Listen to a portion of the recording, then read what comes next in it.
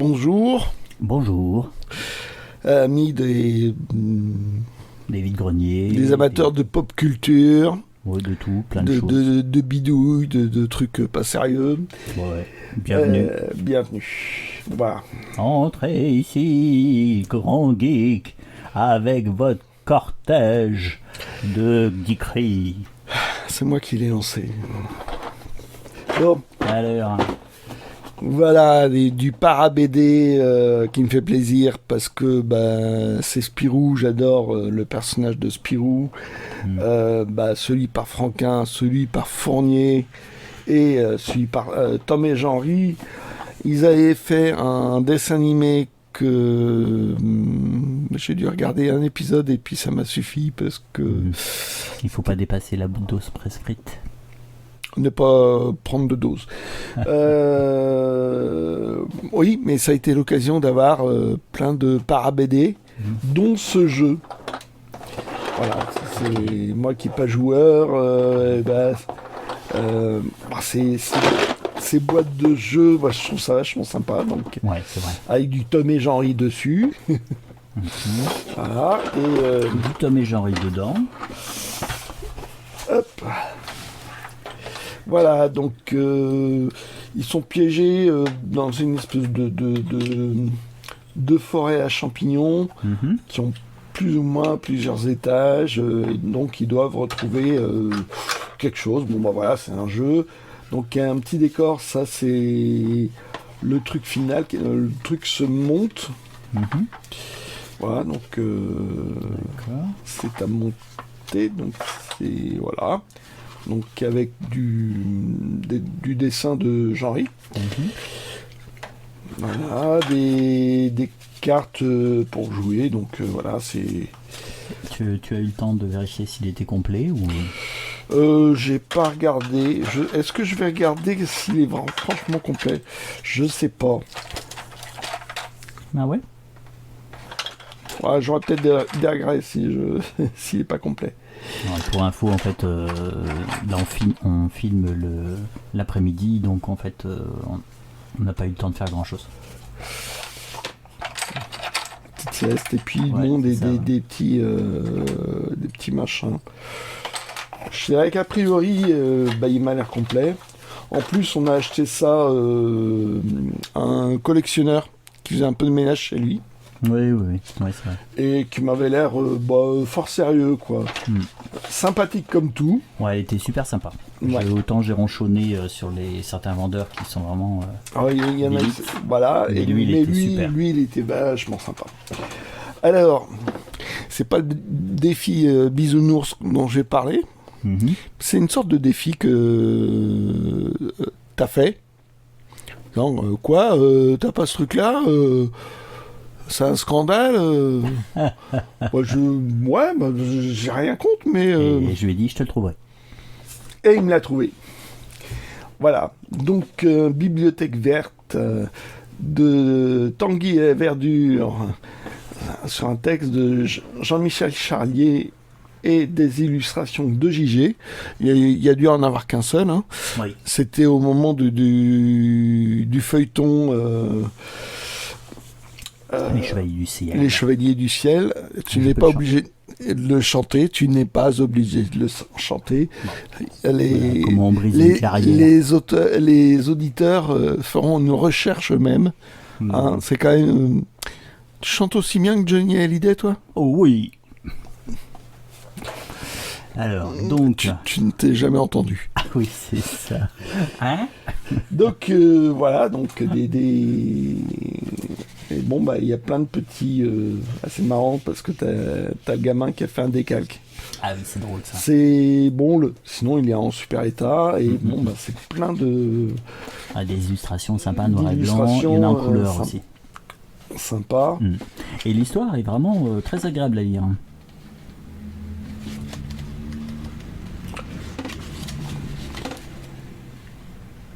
Ouais, c'est du JG. Hein. C'est pas ma période préférée de JG, mais enfin bon, ça reste quand même un chouette JG, quoi. Alors ça, c'est vraiment le livre qu'on peut chiner sur un vide-grenier, quoi. Parce que généralement, il y a tellement de lots de bibliothèques vertes qui sont souvent pas collectionneurs. Si ça se trouve, ça changera, mais pour l'instant, il n'y a pas beaucoup de collectionneurs de la bibliothèque verte. Oh, mais, par contre, celui-là... Celui-là, il est très recherché. Il est très recherché, et puis il est très revendu, quoi. Aussi, ouais. Vendu pas à bon marché, quoi. Non, ça a l'air de se raréfier, d'ailleurs. Donc, c'est vachement chouette, ça. Tiens, je prends de côté, voilà. Alors, un auteur que je n'ai pas assez lu. Là, est-ce que c'est un roman et qu'il a fait le film après? Parce que Clive Barker a fait le film, exceptionnellement. C'est une espèce de... Il a inventé une sorte d'horreur, mais façon sadomaso. C'est très particulier, Clive Barker, mais c'est vachement chouette. Et là, il l'avait mis lui-même en film. Alors le film est... Moi, je recommande. Il a bien vieilli, enfin, il a vieilli, mais le sujet est toujours sympa, quoi. Bon, je vais pas le dire parce que j'aurais l'impression de tout gâcher, tout divulguer. Et petite particularité dans le film, c'est que le méchant tueur en série, c'est David Cronenberg. D'accord. C'est ça qui est marrant. Alors, à ma connaissance, c'est sa seule prestation en tant qu'acteur, mais il était pas mal du tout. En fait, je regarde jamais les films d'horreur, bon, à part si quelques Carpenter ou des choses comme ça, mais ce qui fait que je connaissais de nom le film, mais j'ai jamais vu. Clive Barker, il faudrait que tu regardes ça de plus près. Ouais. Laurent Genefort, c'est toi qui m'as montré, qui m'a fait découvrir. Donc là, c'est aux éditions Citrique. Je crois que c'est des reprises d'anciens romans de chez Fleuve Noir. Ah, ok. Il me semble, avec texte et revue corrigée. Donc, comme Fleuve Noir ne rééditait pas et que Laurent Genefort, ça fait un nom par la suite. J'ai regardé une première fois sur un autre et il me semble que c'est ça, quoi. D'accord. Donc en fait, il faut mieux avoir dans cette édition-là qu'en Fleuve Noir. Si ça a été revu et corrigé, c'est quand même plus intéressant. Après, il y a un charme pour les fleuves noirs, quoi. Oui, c'est vrai. Ah, c'était ce matin, ça? Ouais, c'était ce matin, ça. Tu me tournais le dos et je l'ai trouvé par surprise. Alors, Souvenir de Mamette, le tome 2. Alors, par rapport à Mamette, où elle est grand-mère et tout, là, c'est son enfance. Et là, c'est nettement moins drôle, c'est nettement plus poignant. Mais c'est superbe. Donc, c'est une gamine que sa mère, en cours de divorce, va confier à son père qui est fermier et sa sœur. C'est au début du XXe siècle. Et le choc est rude pour la gamine. Qui découvre la campagne, quoi. Voilà, qui est plus ou moins abandonnée par sa mère. Et c'est ouf. Et puis la vie à la campagne, c'est rude. Hein. C'est drôlement rude.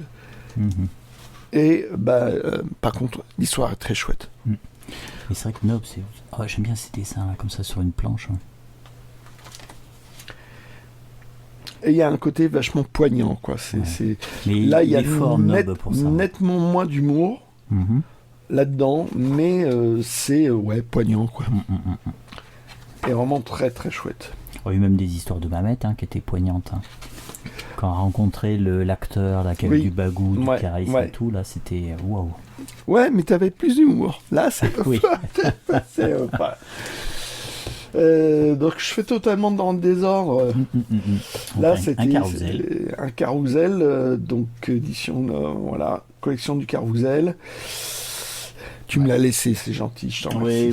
Oui. C'était un peu logique, je vous expliquerai pourquoi. La logique, on s'en fout. Donc je le prends. Trop tard.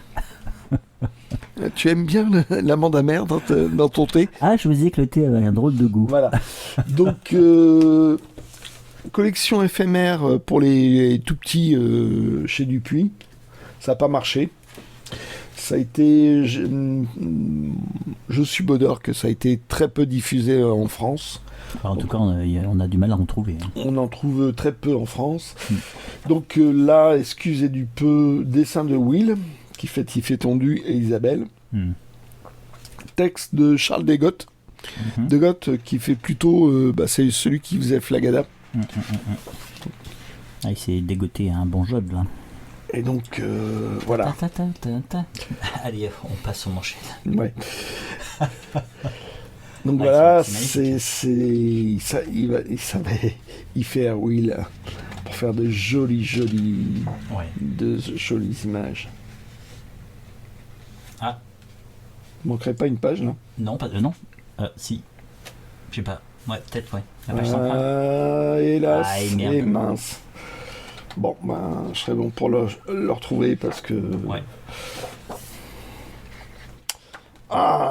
J'avais le sentiment qu'il y avait quelque chose. Enfin bon. Ouais. Pourquoi? Je sais pas. Enfin bon. L'instinct? Oui. Ouais. Merde. Dommage. Bon. On te retrouve à l'Auvergnat. Est-ce que il écoute nos podcasts? Non, mais surtout, est-ce qu'il s'est rendu compte qu'il manquait une page? Je ne savais pas non plus. Je sais pas. Ouais. Donc là, bouquin promotionnel sur Black Panther. Je sais pas ce que ça vaut. Enfin, j'ai payé 1 €. Donc ça va, quoi. Donc on peut le tenter, on peut être déçu, ça changera pas la face du monde. Voilà, bon, le côté moderne, moi pas trop, je pensais que c'était plutôt les épisodes historiques, mais bon, non, si les histoires sont bonnes, si le scénario est bon, moi je suis preneur, quoi. Bon, oui, c'est l'essentiel. Petit gadget, alors ça c'était offert avec un album, je ne sais plus lequel, faudrait que je recherche. Donc des questions-réponses, pas trop dur les questions, j'ai vérifié. Bon, tout va bien. Comment s'appellent les 2 héros des Tuniques Bleues? Ouais, ça devrait aller. Laurel et Hardy. Tanguy et la verdure. Dans quel pays se déroulent les histoires des Tuniques Bleues? Ouais, ça devrait aller, effectivement. Voilà. Et donc, bref. Ils l'ont dit, que c'était... Bon, alors, les Schtroumpfs. Alors, petite édition publicitaire de chez Quick. Moi, j'aime bien je me répète, j'aime bien les éditions publicitaires. Voilà. Et que je ferai une vidéo aussi. Ça aussi, je radote. Oui, c'est vrai, tu l'as déjà dit ça. Oh, sympa. Ouais. C'était toujours sur le même stand? Ouais, toujours sur le même stand. Il y avait plein de trucs. Ouais, il y avait plein de petits gadgets, trucs comme ça. Donc là, par contre, c'est une reconstitution... c'est fait à partir de plein de cases. Par contre, celle-là, pour moi, elle est vraiment inédite. Donc c'est plutôt sympa. Ouais, ça me dit rien, ça. Et puis moi, il y avait aussi des albums. Des albums, dont celui-là. Donc il y a une restauration à faire parce que là, il y a un bon gros coup de scotch. Ouais. Le dos est en train de se barrer, mais il est là. Hop. Les vacances du calife. Donc le 3e. Donc, il y a encore la publicité pour tous les autres albums là. Oui, de Pilote. Ouais. Et c'est quoi les gardes colorées d'ailleurs? Non, ça c'est... ils ont déjà leur garde... Oui. D'accord. Il y a un petit côté intermédiaire, quoi. Ok. Et donc voilà, c'est... Bon, sympa. Très sympa. Ouais. Je les cherche sans les chercher en fait. Au moins avoir ceux avec les scénarios de Goscinny. Moi c'est pareil. Alors, c'est vraiment dans le désordre. Ouais. Donc, oui, je me suis posé la question pourquoi tu le prenais. C'est pour la nouvelle couve. Voilà. C'est une nouvelle couve définitive ou... Non, je crois qu'en fait c'était quand le film est sorti. Ouais, il me semble. Ouais, quand le Astérix et chez les Vikings était sorti, ils ont fait une couve comme ça, et puis après je crois qu'elle est revenue à la normale. Faudrait que je regarde. Oui, c'est ça, c'est comme une couve alternative pour celle chez le Breton. Oui, c'est ça. Ils ont fait ça. C'est que c'est les Jeux Olympiques, il y a eu des trucs. Donc voilà, c'est vraiment pour la couve. Normalement, tu dois avoir à l'intérieur, si c'est le cas, ils doivent le marquer dans les premières pages. Non, non, justement. Il n'y a aucune mention. Donc je me demande si c'est pas une ressortie ou un truc comme ça. Donc je sais pas du tout. 2000, Ben, tu vois, il y a la fille de Vercingétorix. 2021, ça date. Ouais. Donc je sais pas quand est-ce qu'était sorti le... Je regarde pour voir s'ils ont pris cette couverture définitive ou si... Je sais qu'il y en a une qui existait aussi avec un fond qui était beaucoup plus sombre. Il y a eu plein de petites variantes comme ça sur cet album. Bon, là c'est pour les humanoïdes associés, c'est plus pour le plaisir de la maquette et... 1 euro. Vraiment, heureusement. Il a acheté 1 euro. Et vraiment pas pour l'intérieur parce que c'était pas les meilleurs trucs des humanos, quoi. Ah ouais, ouais, c'est particulier. Faut voir après l'histoire, de toute façon. Des fois, t'as un dessin qui peut être un peu spécial. Non, peur de l'histoire. Ah, tu as peur de l'histoire. Ouais. Bon, bah... Voilà, donc exemplaire de bibliothèque, mais bon, voilà. Ça, par contre, ça m'a fait bien plaisir parce qu'il m'en manque pas beaucoup, mais alors pour les trouver, bonjour. Donc Isabelle, c'est une sorte de fantaisie à notre époque. Et au départ, c'est comme le berceau de Cendrillon. Non, de La Belle au Bois dormant. Ouais. Où tu avais toutes les fées qui s'étaient penchées sur la série. Donc non seulement il y avait Will, mais dans les premiers scénaristes, tu avais aussi Delporte qui reste. Tu avais aussi Franquin. Ouais. Et vraiment pour peut-être les 2 premiers ou un truc comme ça, il y avait Machereau aussi. D'accord. Il s'était mis à 4 pour développer cette série qu'avait créée Will, en parallèle avec Tiff et Tendu. Et c'est vraiment un enchantement, quoi.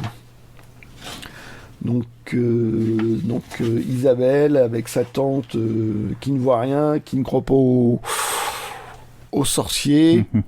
Il y a un côté frais de Philémon, quoi. Donc la belle Calanda qui est une sorcière. Ouais. L'oncle Hermès qui je pense qu'on n'a jamais su qui a des pattes de faune quelque sorte. Ah oui. Et leur éternel ennemi, l'horrible Calanda, la mère de la belle Calanda. Calendula peut-être. Calendula. Bon, ouais, bref.